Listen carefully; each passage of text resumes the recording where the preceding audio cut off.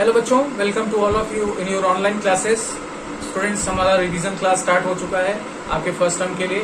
और आप खुद से भी पढ़ते रहें, जो मैंने आपको पढ़ाया है नोट्स भी आपको देता रहूंगा, प्रीवियस नोट्स भी आपको मिलेगा। तो आपका काम ये है कि आप अपने नोट्स से पढ़ते रहें और रिवीजन क्लासेस देखते रहें, ठीक है। जैसे आपने पढ़ाई की और आपने वीडियो देखा, तुरंत आपका क्या हो गया, बात याद हो गया, एग्जाम आपका अच्छा जाएगा बेटे। छोटे छोटे क्वेश्चंस ट्राई करिए, एमसीक्यूज टाइप के, फिर मैं अपनी तरफ से भी कराऊंगा। हालांकि एग्जाम 27 तारीख मतलब 25 के बाद है फिजिक्स का, तो इसलिए तब तक आपके पास पर्याप्त कंटेंट मैं दे दूंगा 11th 12th फर्स्ट चैप्टर और सेकंड चैप्टर के लिए। तो आपका भी जिम्मेदारी बनता है कि आप अपने से तैयारी करते रहें, जो प्रॉब्लम आए वो पूछते रहें। फर्स्ट टर्म अच्छा जाना चाहिए बच्चों, आपका किसी भी हाल में आपका एग्जाम अच्छा जाना चाहिए, ठीक है। तो चलिए, हम लोग लास्ट वीडियो में चार्ज के बारे में बात किए थे, चार्ज हम लोगों ने समझा था। आज हम लोग बात करेंगे properties of the charge. Properties of the charge देखिए, बहुत संक्षेप में, बहुत शॉर्ट में हम आपको सारी बात बताने की कोशिश करेंगे। तो प्रॉपर्टीज ऑफ द चार्ज में सबसे पहले आपने ये पढ़ा attractive interactive property. Interactive property क्या होता है बेटे, चार्जेस आपस में कैसे इंटरैक्ट करते हैं। तो हमें देखने में आता है कि पॉजिटिव चार्ज को क्या करता है, रिपेल करता है बेटे, और पॉजिटिव चार्ज नेगेटिव चार्ज को क्या करता है, अट्रैक्ट करता है। यानी like charges repel each other, unlike charges attract each other. ये बात हम लोगों ने इंटरैक्टिव प्रॉपर्टी के थ्रू जाना। फिर दूसरी प्रॉपर्टी हम लोगों ने जाना एडिटिव प्रॉपर्टी।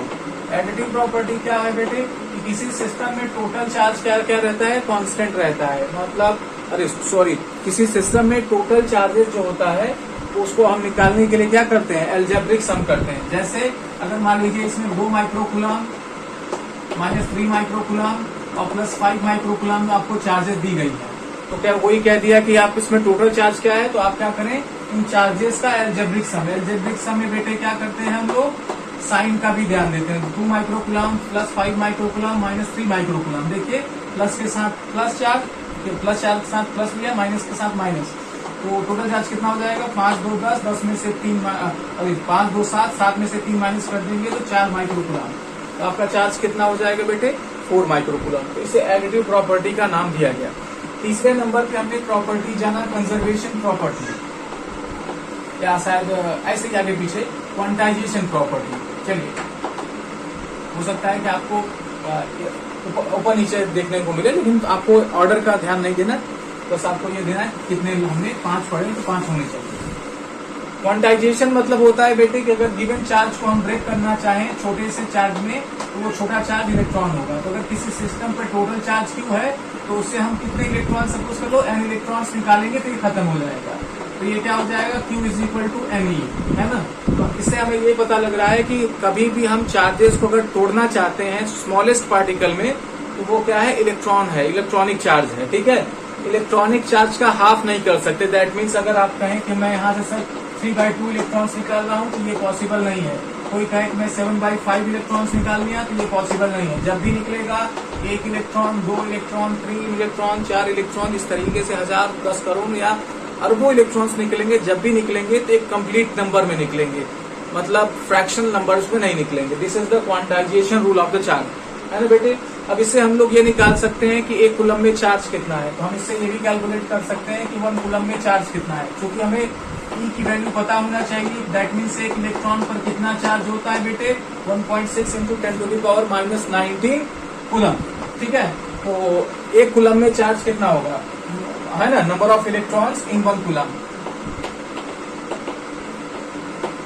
कितना होगा भाई। आप Q की वैल्यू 1 दे रहा है, N की वैल्यू आपको निकालनी है, E की वैल्यू 1.6 × 10⁻⁻19। अब इसको जब सॉल्व करेंगे तो ये वैल्यू आ जाएगी 6.25 × 10⁻18, ठीक है। ये नंबर ऑफ इलेक्ट्रॉन्स 1 कूलम है। अगर हम इसको चाहें तो हम इसको और तरीके से भी क्या कर सकते हैं, डिनोट कर सकते हैं बेटे। अगर मैं क्या करूं, इस डेसिमल को यहाँ पे ले आऊं तो पावर को 1 कम करना पड़ेगा, जैसे, है ना, मैंने ऐसे लिखा, तो ये पावर 17 करना पड़ेगा। अगर मैं यहाँ पे करूं तो ये क्या हो जाएगा, पावर 1 और बढ़ जाएगा, पावर हो जाएगा, कम हो जाएगा, और ये हो जाएगा आपका कितना, 16। आया बात समझ में। तो ऐसे भी क्या है, आपको क्वेश्चन दिए जा सकते हैं, ठीक है। क्वांटाइजेशन रूल से क्वेश्चन दिए जा सकते हैं, एग्जाम में भी आते हैं। आगे चलते हैं बेटे। नेक्स्ट प्रॉपर्टी का नाम हमने तीसरी हमने बताया कि क्वांटाइजेशन। अब चौथी प्रॉपर्टी हमारी है कंजर्वेशन प्रॉपर्टी। कंजर्वेशन क्या है बेटे? कि कंजर्वेशन वर्ड का मतलब होता है जो जैसा है वैसा बना रहे। जैसे मैंने किसी बच्चे को बताया कि आप पढ़ो लिखो नहीं अच्छे बन जाओगे, लेकिन वो जैसा था वैसा ही रह गया, तो कंजर्वेशन की प्रॉपर्टी उसमें है। तो अगर किसी सिस्टम में, किसी बॉडी में, मान लीजिए एक हमारे पास ये क्या है, एक बॉडी है, इसमें चार्जेस हमने क्या कर दिए, क्यू फिक्स कर दिया। अब इसको आइसोलेट कर दिया, मतलब ये ना तो बाहर से चार्ज अंदर जा पाएगा ना अंदर का बाहर जा पाएगा। तो देखने में आता है कि समय के साथ ये चार्ज बदलता नहीं है, जितना कल रहेगा उतना आज और उतना बाद में भी रहेगा। तो चार्ज क्या हो जाएगा, आइसोलेटेड सिस्टम के लिए सेम हो जाएगा। दूसरे भाषा में हम इसको ऐसे भी कहते हैं कि charge neither be created nor be destroyed, मतलब न तो चार्ज प्रोड्यूस की जा सकती है न तो डिस्ट्रॉय की जा सकती है, एक बॉडी से दूसरे बॉडी पर ट्रांसफर की जाती है। तो ये बात हो गई आपकी कंजर्वेशन प्रॉपर्टी। नेक्स्ट है हमारा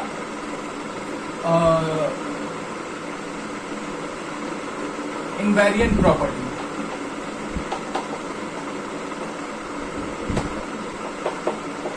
इनवेरिएंट प्रॉपर्टी क्या होता है my dear students? Invariant property ये होता है कि अगर हम क्या करें, किसी चार्ज को बहुत हाई वेलोसिटी से मूव कराएं, स्पीड ऑफ लाइट से मूव कराएं, तो चार्ज की वैल्यू नहीं बदलती। इस प्रॉपर्टी को invariant property of the charge बोला जाएगा। तो इस तरीके से मैंने जब मेन स्ट्रीम में पढ़ा रहे थे, दैट मीन्स जब हम पहली बार पढ़ा रहे तो बहुत डिटेल में स्टडी आपको कराया था। यहाँ पे रिवीजन क्लास है, तो कोई इसी तरीके से फास्ट तरीके से हमको चलना होगा, क्योंकि हमें 30 से 40 वीडियो का कंटेंट 3 या 4 वीडियो में करना है, तो तेजी तो होगा बेटे। तो अगर आपने आपको पहली बार देख रहे तो होगी समस्या, जरूर होगी, लेकिन आप जाके पहले के वीडियो को देखेंगे तो क्लियरली समझ में आएगा। वहां बहुत स्लोली, बहुत ढंग से बताया गया, क्योंकि रिवीजन है बेटे तो तेज चलेगा।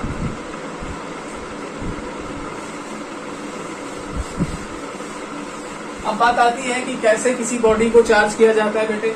तो देखने में आता है कि हमारा जो बॉडी है वो एटम से मिलकर, मॉलिक्यूल्स एटम से मिलकर बने हुए हैं। तो एटम में पॉजिटिव चार्ज कोर में होता है, दैट मीन्स न्यूक्लियस में होता है, और इलेक्ट्रॉन उसके चारों तरफ ऑर्बिट में रिवॉल्व करता है। अब प्रोटॉन को निकालना यहाँ से असंभव है, इसलिए हम लोग क्या करते हैं, इलेक्ट्रॉन को निकालते हैं। अगर किसी बॉडी से, सपोज कर लो बॉडी ए से इलेक्ट्रॉन निकाल लिया गया, तो इलेक्ट्रॉन की जब कमी होगी, यानी इलेक्ट्रॉन निकालने पर क्या हो जाएगा, बॉडी पर पॉजिटिव चार्ज आ जाएगा, ठीक है। और अगर क्या है, बॉडी पर क्या है, इलेक्ट्रॉन हमने ऐड कर दिया, मतलब इलेक्ट्रॉन दे दिया, तो वो नेगेटिव चार्ज हो जाएगा। इससे आपने ये समझा कि इलेक्ट्रॉन की कमी जब होगी तो बॉडी पॉजिटिव चार्ज होगा। ध्यान से देखिए, इससे रिलेटेड भी क्वेश्चन दिए जा सकते हैं, है ना। जो भी मैं बोल रहा हूँ ध्यान से, उसको ध्यान से देखिए, नोट कर लीजिए, उससे क्वेश्चन है ना दिए जा सकते हैं। इलेक्ट्रॉन की कमी जब भी होगी तो वो क्या होगा, बॉडी पॉजिटिव चार्ज होगा। और अगर इलेक्ट्रॉन का एक्सेस होगा, इलेक्ट्रॉन की मतलब कह सकते हैं इलेक्ट्रॉन ज्यादा हो जाए, किसी बॉडी पर इलेक्ट्रॉन ज्यादा हो जाए तो वो नेगेटिव चार्ज होगा, ठीक है। अच्छा, कभी कभी ऐसा होता है सॉरी, मान लीजिए जैसे इस बॉडी पर -5e और +6e कूलम चार्ज है, या -5e + 6e चार्जेस हैं इलेक्ट्रॉन में, ठीक है। अब पूछ लिया कि इस पे कितना चार्ज है, तो मतलब क्या पॉजिटिव चार्ज है कि नेगेटिव चार्ज। तो आप बेटे एडिटिव प्रॉपर्टी लगाएंगे, पहले इनको क्या करेंगे, नेट चार्ज निकालेंगे। तो नेट चार्ज निकाले तो कितना आ गया, +1e। तो अगर आपसे कोई पूछता है कि इस पर नेट चार्ज क्या है, तो +1e, तो क्या ये पॉजिटिव चार्ज है कि नेगेटिव चार्ज है, तो पॉजिटिव चार्ज है।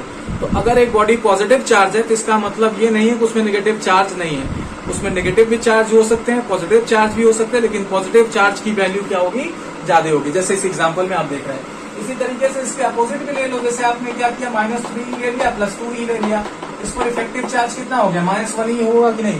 तो ये बॉडी नेगेटिवली चार्ज है, लेकिन इसमें पॉजिटिव चार्ज भी है, नेगेटिव चार्ज भी है, लेकिन नेगेटिव चार्ज की वैल्यू ज्यादा है, that is why it is the negative charge. तो ऐसे क्वेश्चन भी बेटे आपसे पूछे जा सकते हैं, ठीक है। तो इससे हम लोग जाने कि इलेक्ट्रॉन के ट्रांसफर से बॉडी नेगेटिव चार्ज और पॉजिटिव चार्ज होता है, ठीक है। अब बेटे बात आती है मेथड ऑफ चार्जिंग की, फिर हम बाद में कूलम्स लॉ की बात करेंगे।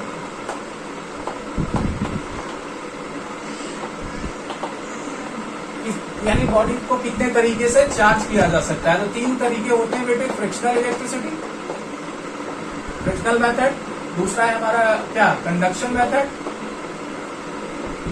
और तीसरा है इंडक्शन मेथड। ये तीनों एक्सप्लेन किया था, बारी बारी से थोड़ी थोड़ी बातों में बताता हूँ। अगर आप कॉम को हेयर में रब करें बेटे तो ये क्या हो जाता है, चार्ज हो जाता है। तो यहाँ पे फ्रिक्शन की वजह से चार्ज क्रिएट किया जा रहा है। लेकिन सूखे बालों में फ्रिक्शन करेंगे तो चार्ज प्रोड्यूस होगा, गीले बालों में नहीं होगा। यानी दो बॉडीज को सुटेबल कंडीशन पे अगर रब किया जाए तो वो एक पॉजिटिव एक नेगेटिव चार्ज हो जाता है, इसे फ्रिक्शनल इलेक्ट्रिसिटी बोलते हैं। यहाँ मटेरियल की भी ध्यान देनी होती है। अगर बाल में आप क्या प्लास्टिक या कॉम्ब रब कर रहे हैं तो उसमें पॉजिटिव नेगेटिव चार्ज क्रिएट होगा। वहीं अगर आप किसी लकड़ी या किसी और मेटल का किसी और बॉडी का यूज करेंगे तो उस पर चार्ज क्रिएट नहीं होगा। तो फ्रिक्शन इलेक्ट्रिसिटी में हमने जाना कि दो सुटेबल मटेरियल्स सुटेबल कंडीशन पर अगर रब किए जाएंगे तो उन पे चार्जेस प्रोड्यूस हो जाती है, एक पर पॉजिटिव एक पर नेगेटिव। इस मेथड को फ्रिक्शन इलेक्ट्रिसिटी बोला जाता है, ठीक है। दूसरा मेथड है कंडक्शन मेथड। तो अगर आप क्या करें, किसी सोर्स ऑफ एनर्जी या चार्ज से हम क्या कर दें, किसी प्लेट को कनेक्ट कर दें, जैसे इस प्लेट को कनेक्ट कर दिया तो इस पे चार्जेस क्या हो गई, प्रोड्यूस हो गई इसकी वजह से। तो यहाँ पे डायरेक्ट चार्ज को दिया जा रहा है। अगर कनेक्शन के थ्रू चार्ज दिया जा रहा है, डायरेक्ट कॉन्टेक्ट के थ्रू चार्ज दिया जा रहा है, तो उसको क्या बोलेंगे, कंडक्शन मेथड। जैसे आपके पास एक चार्ज बॉडी है और ये अनचार्ज बॉडी, दोनों को हमने क्या किया, कांटेक्ट में लाया। जब इनको अलग किए तो देखने में आया कि इस पर क्या हो गया, चार्जेस प्रोड्यूस हो गए। क्या हो गई, चार्जेस प्रोड्यूस हो गए, ठीक है।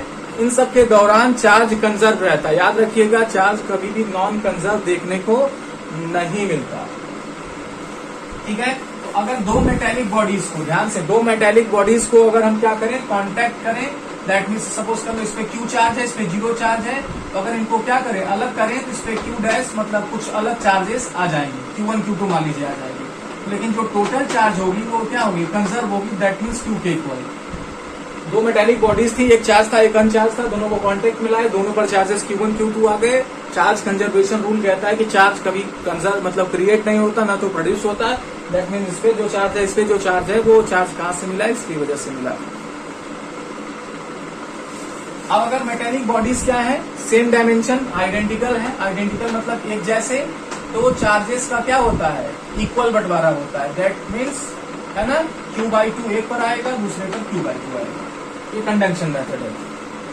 यानी कांटेक्ट के थ्रू अगर चार्जेस प्रोड्यूस हो रही हैं तो एक बॉडी से दूसरे बॉडी पर चार्ज जा रहा है, उससे कंडक्शन मेथड। तीसरा मेथड है बेटे इंडक्शन मेथड। इंडक्शन का मतलब होता है, देखी देखा, जब हम किसी चार्ज बॉडी को अनचार्ज बॉडी के पास ले जाते हैं तो उसपे चार्ज क्या हो जाता है, प्रोड्यूस हो जाता है। जैसे ये बॉडी क्या है, आपकी चार्ज बॉडी है और इसको हम किसी अनचार्ज बॉडी के पास ले जा रहे हैं तो बेटे इस पर इस तरफ नेगेटिव चार्ज और इस तरफ पॉजिटिव चार्ज आ जाता है। तो इस तरीके के मेथड को इंडक्शन मेथड बोलते हैं। यहाँ पे एक्चुअल कांटेक्ट नहीं होता।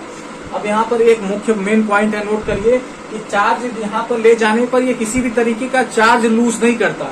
इंडक्शन मेथड या कंडक्शन मेथड में चार्ज लूज नहीं होता। चार्जेस मतलब यहाँ खासकर इंडक्शन में देखिए चार्ज लूज नहीं होता है ना, बस इसके चार्जेस एक तरफ आ जाते हैं माइनस, एक तरफ प्लस आ जाते हैं। जैसे इसको हटाएंगे ये चार्जेस क्या हो जाएंगे, खत्म हो जाएंगे, ठीक है। तो चार्जेस का लॉस नहीं हुआ, तो इंडक्शन मेथड हो गया। देखिए ये हम लोगों ने मेथड ऑफ चार्जिंग को समझा। अब सबसे इंपॉर्टेंट लॉ की तरफ बढ़ते हैं, आपका है कूलम्स लॉ, ठीक है। हम लोगों ने इंटरेक्शन प्रॉपर्टी के थ्रू जाना कि दो चार्जेस के बीच में अट्रैक्शन रिपल्सन हो सकता है उनकी पोलैरिटी के अकॉर्डिंग। लाइक चार्जेस होंगे तो रिपल्सन और अनलाइक चार्जेस होंगी तो अट्रैक्शन होगा। ये अट्रैक्शन का फोर्स कितना होगा, ये रिपल्सन का फोर्स कितना होगा, बताया किसने, कूलम्स लॉ ने।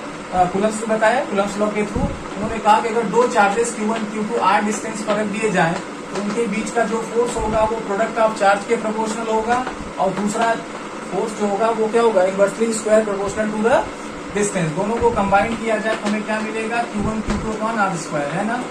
अब इस प्रोपोर्शनलिटी साइन को हटाने के लिए हम लोग कांस्टेंट लगाते हैं Q1 Q2 upon r square, ठीक है। ये आपका क्या हो गया, कूलम्स लॉ। इसे SI यूनिट में अगर हम लिखना चाहें तो K की वैल्यू लेते हैं 1/4 पाई एप्सिलॉन नॉट, तो फोर्स क्या आ जाता है 1/4 pi epsilon not Q1 Q2 by r square. ये आपका क्या हो गया, SI यूनिट में कूलम्स लॉ का फॉर्मूला। अगर यही CGS फॉर्म में लें, CGS यूनिट में लें बेटे, तो 1/4 पाई एप्सिलॉन 1 की K की वैल्यू 1 आती है, तो CGS यूनिट में आपका ये फोर्स क्या हो जाता है, Q1 Q2 upon r square. Okay, अब यहाँ पे बेटे 1/4 पाई एप्सिलॉन नॉट की वैल्यू याद कर लीजिएगा ध्यान से, और एप्सिलॉन नॉट की एप्सिलॉन नॉट आपका क्या है, परमिटिविटी है। इसके 1/4 पाई एप्सिलॉन नॉट की पहले वैल्यू लिखते हैं, तो ये होता है बेटे 9 × 10⁹ न्यूटन मीटर स्क्वायर पर कूलम स्क्वायर। और वहीं एप्सिलॉन नॉट की वैल्यू होती है 8.85 इंटू 10⁻⁻12 कूलम स्क्वायर न्यूटन पर न्यूटन मीटर स्क्वायर। याद से कर लीजिए, ये एग्जाम में दिया जा सकता है, ये दोनों वैल्यूज एग्जाम में दिए जा सकते हैं।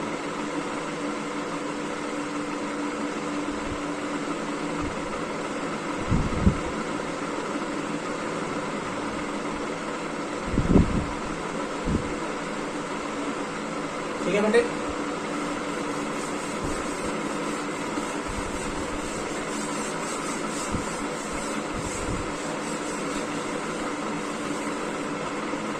चलिए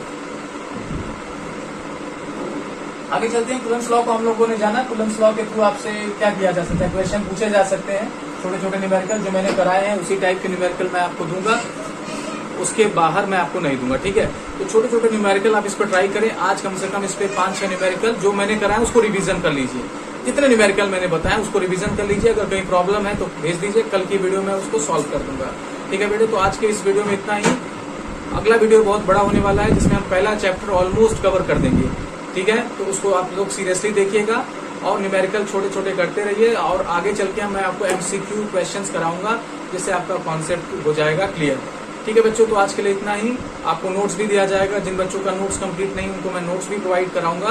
प्लीज आप बता दीजिए सर मेरा नोट्स कंप्लीट नहीं, नोट्स कंप्लीट नहीं है। ठीक है, चलिए आज के लिए इतना ही। Thank you very much.